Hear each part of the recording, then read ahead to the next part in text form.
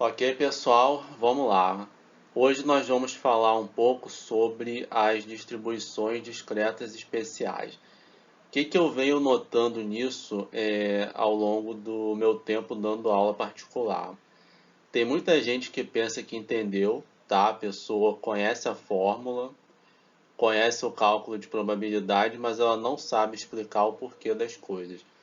Como ela não sabe explicar o porquê das coisas, quando você bota essa situação num formato diferente ou num contexto diferente, o cara se enrola. Então, nesse vídeo, eu vou apresentar as duas primeiras distribuições, a Bernoulli e a binomial, e eu vou explicar o porquê das pessoas se enrolarem na hora de resolver os problemas. Então, vamos lá. Vamos começar pela distribuição de Bernoulli. O que é a distribuição de Bernoulli? Ela consiste na realização de uma única prova com dois resultados possíveis. Então veja bem, eu vou realizar o experimento uma única vez e eu tenho dois resultados que podem ser sucesso e fracasso. Então repara que sucesso e fracasso são dois eventos mutuamente excludentes. Então aqui eu tenho um espaço amostral particionado, tá? Pelo fato deles serem mutuamente excludentes. Então, como é que vai ser a distribuição de probabilidade de uma Bernoulli? Na literatura, a gente tem o seguinte: eles vão atribuir o valor 1 a sucesso, com probabilidade P, e o valor 0 a fracasso, a probabilidade 1 menos P. Então, dada essa distribuição de probabilidade, como é que eu posso calcular a esperança e a variância de uma Bernoulli? No próximo slide vamos mostrar. Olha só, a esperança, o que eu vou fazer? Eu vou pegar o valor assumido por cada variável e multiplicar pela probabilidade. Então, o sucesso, ele assume o valor 1, a probabilidade P, eu estou multiplicando os dois, mais o fracasso, 1 menos P vezes 0. Então, essa esperança dá P. A variância vai ser o quê? A esperança, abre parênteses, de x ao quadrado, menos a esperança ao quadrado de x. Só que essa esperança ao quadrado de x eu já tenho aqui, que é o p. Por isso que aqui está aparecendo, ó, p vezes p.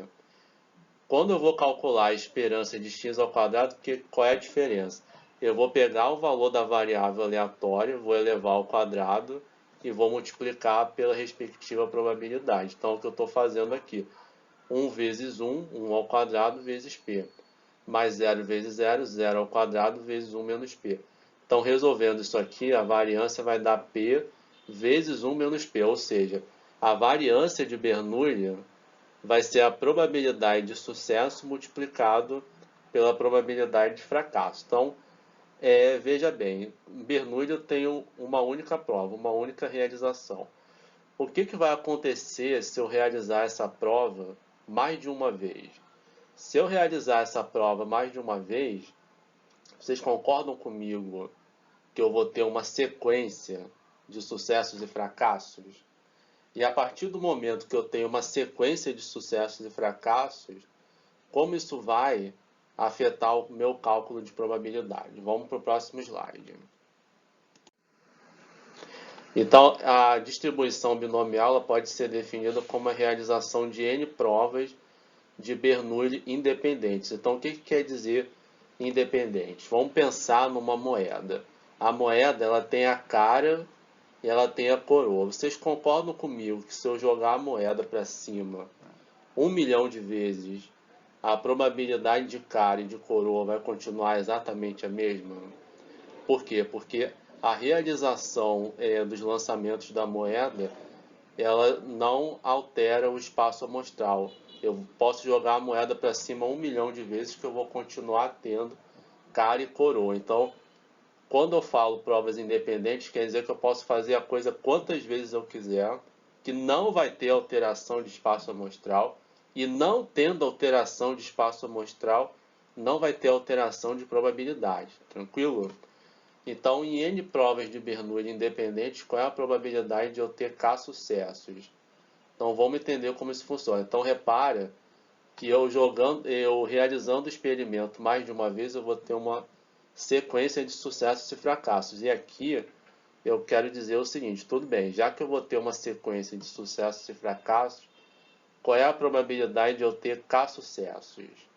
Ou seja, qual é a probabilidade de eu ter essa quantidade de sucessos. Então, repara que se eu estou fixando a quantidade de sucessos, eu já estou automaticamente estabelecendo os fracassos, né, que vão ser n menos k.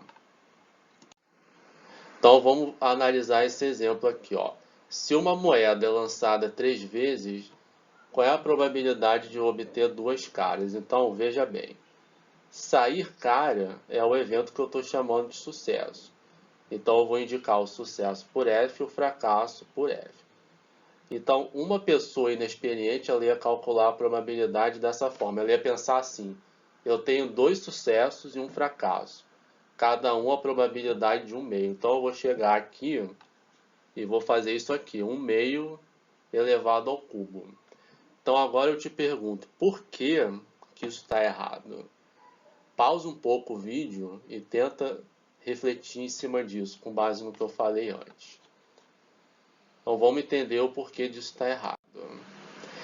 Essa pessoa, ela provavelmente esqueceu de considerar que em 3 lançamentos existem diferentes formas de eu ter 2 sucessos e um fracasso. Por quê? Como eu vou ter 2 sucessos em 3 lançamentos, o sucesso ele pode aparecer no primeiro e no segundo lançamento, ele pode aparecer no primeiro e no terceiro, ou ele pode aparecer no segundo e no terceiro. Então, aparecer na primeira e na segunda é diferente de aparecer na primeira e na terceira, que por sua vez vai ser diferente de aparecer na segunda e na terceira. Então, como é que eu vou calcular todas essas sequências possíveis? Eu tenho 3 lançamentos.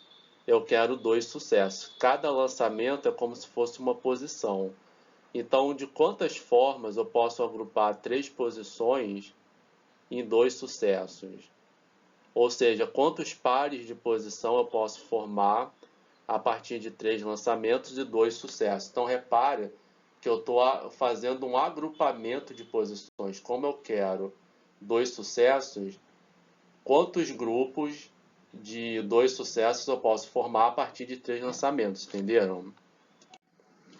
Então, os diferentes pares de posição que esses 2 sucessos podem ocupar em 3 lançamentos, eles equivalem a diferentes formas de você agrupar 2 posições em uma sequência de 3 lançamentos. O que isso quer dizer? Cada combinação de 2 posições equivale a uma possível sequência, ou seja, a uma forma, né, de eu ter 2 sucessos e um fracasso. Então, a ideia central é a gente agrupar posições em um número total de provas. Então, o que faltou para o cara? Pegar 1/2 elevado ao cubo e multiplicar pela combinação de 3, 2 a 2. Aí 3, 2 a 2 vai ficar 3 fatorial sobre 2 fatorial. 3 vezes 1 oitavo, 3 oitavos. Então chegamos nesse ponto. A distribuição binomial, gente, como ela é uma realização de N provas de Bernoulli independentes, a gente pode dizer que ela é uma generalização da Bernoulli. Se ela é uma generalização da Bernoulli, que impacto isso vai ter na média e na variância? Pensem um pouco sobre isso e deixem o que vocês acham no comentário, né? E dúvidas, sugestões, fiquem à vontade para falar. Tá ok? Obrigado e até o próximo vídeo.